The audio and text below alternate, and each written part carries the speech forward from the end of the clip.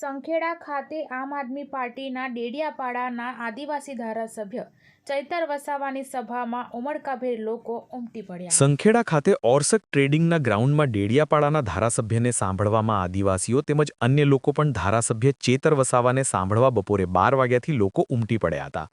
બપોરે 2:30 સ્થળ પર આવતા લોકો ઝૂમી ઉઠ્યા અને બૂમો પાડવા લાગ્યા કે દેખો દેખો કોણ આયા, જંગલ કા શેર આયા। સંખેડા તાલુકાના આમ આદમી પાર્ટીના પ્રમુખે જણાવ્યું કે સંખેડા ખાતે ધારાસભ્ય ચેતર વસાવાની સભા માટે ભાજપના દબાણથી કોઈપણ ગ્રાઉન્ડ મળ્યું ન હતું। અંતે ઓર્સન ટ્રેડર્સ ખાતે સભા રાખી હતી। ધારાસભ્ય ચેતર વસાવાનું કહેવું હતું કે મને જેલમાં કોઈપણ વાંક વગર 307ની કલમ લગાડી હતી અને તારીખ પે તારીખ એમ 80 દિવસ બાદ મને જેલ મુક્ત કર્યો હતો। રવિવાર સાંજ સુધી પરવાનગી માટે તંત્ર આડખેલી ભી કરી હતી, પણ આ ચેતર વસાવાની સભા માટે પરમિશન કોઈ જરૂર નહીં અને કહ્યું કે આ ચેતર વસાવા છે, ઝૂકવાવાળા નથી અને સીકે પટેલ અને એમની ટીમે કરી બતાવ્યું કે બંદોબસ્ત નહીં હોય તો પણ કોઈ જરૂર નથી, સભા તો થઈને જ રહેશે। જેને બીજું કહેવામાં આવ્યું કે ખેડૂતોને ખેતરમાં નુકસાનની જાહેરાત કરવામાં આવી પણ હજુ સુધી કોઈ પણ ખેડૂતોને પૈસા મળ્યા નથી।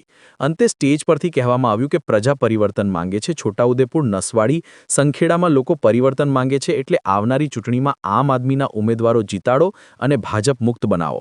કોંગ્રેસ અને ભાજપના અંદાજે 300 જેટલા લોકો આજરોજ આમ આદમી પાર્ટીમાં જોડાયા હતા। આશા ન્યૂઝ ગુજરાતી રિપોર્ટ, મુન્નાભાઈ શેખ, સંખેડા, છોટાઉદેપુર।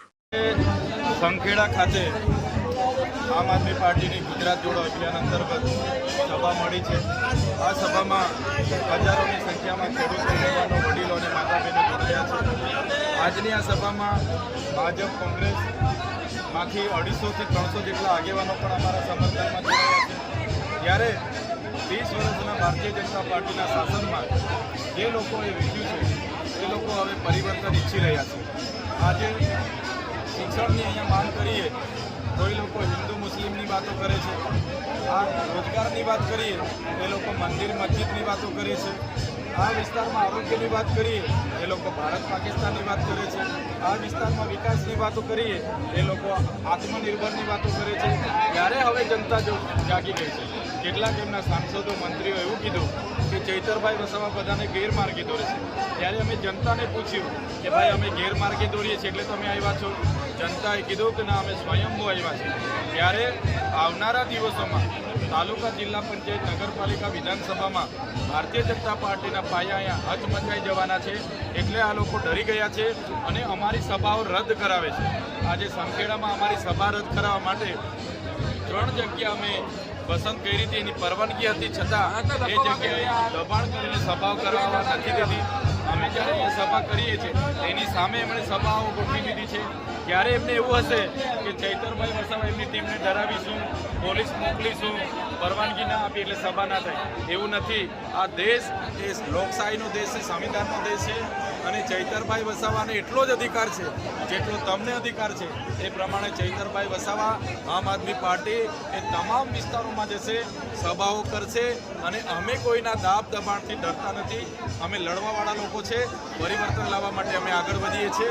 સાથે સાથે આજે ભાજપ અને કોંગ્રેસમાં કેટલાક લોકોને ત્યાં ગૂંગણામણ અનુભવાય છે, એવા લોકોને પણ આપણા માધ્યમથી અમે આહ્વાન કરીએ છીએ, આવો આમ આદમી પાર્ટી અરવિંદ કેજરીવાલજીની વિચારધારા સાથે અમારા સમર્થનમાં જોડાઓ, આવનારી તાલુકા, જિલ્લા પંચાયત, વિધાનસભામાં લડો અને આ વિસ્તારમાં પરિવર્તન લાવવાનું કામ કરીએ, એવી સૌને આપણા માધ્યમથી અપીલ પણ કરું છું। ધન્યવાદ। બીજી વાત છે કે જિલ્લા પંચાયત, તાલુકા પંચાયત આવી રહી છે અને કોંગ્રેસ સાથે ગઠબંધન કરશો, જિલ્લા પંચાયત, તાલુકા પંચાયતમાં કેટલા આ વર્ષે જે સ્થાનિક સ્વરાજની ચૂંટણી છે ત્યારે આ સ્થાનિક સ્વરાજની ચૂંટણીઓમાં કોઈપણ જાતનું કોંગ્રેસ સાથે ગઠબંધન નથી। ત્યારે ગુજરાતના 15 મહાનગરપાલિકા, નગરપાલિકા અને 32 જિલ્લા પંચાયતો, 250 તાલુકા પંચાયતો, તમામ બેઠકો જે 12,000 બેઠકો છે એમાં આમ આદમી પાર્ટી સ્વતંત્ર લડવાની છે, પૂરી તાકાતથી લડવાની છે અને આમ આદમી પાર્ટી આવનારા દિવસોમાં તાલુકાઓ અને જિલ્લા પંચાયતોમાં પોતાની સત્તા અને પોતાની બોડી પણ બનાવવાની છે। બીજી તરફ તમને રોકવાનો પ્રયાસ કરવામાં આવ્યો છે છોટાઉદેપુર જિલ્લામાં, સાંસદો, ધારાસભ્યો કહી રહ્યા છે કે ડેડિયાપાડાથી અહીં આવીને કામ કરે છે, ડેડિયાપાડાથી આવીને વિકાસના કામો નહીં થઈ શકે, તો આપની રણનીતિ કઈ હતી? સૌથી વધારે મને રોકવા માટે દેશના વડાપ્રધાનશ્રીને ડેડિયાપાડા લાવવામાં આવ્યા અને મારા વિસ્તારમાં મોટો કાર્યક્રમ કરવામાં આવ્યો, એમાં 500 કરોડ રૂપિયાની જોગવાઈ કરવામાં આવી। એની સામે મેં પોતે આહ્વાન કર્યું, નેત્રંગમાં સ્વયંભૂ એક પણ રૂપિયાના ખર્ચા વગર લાખોની જનમેદની તે ઉમટી પડી.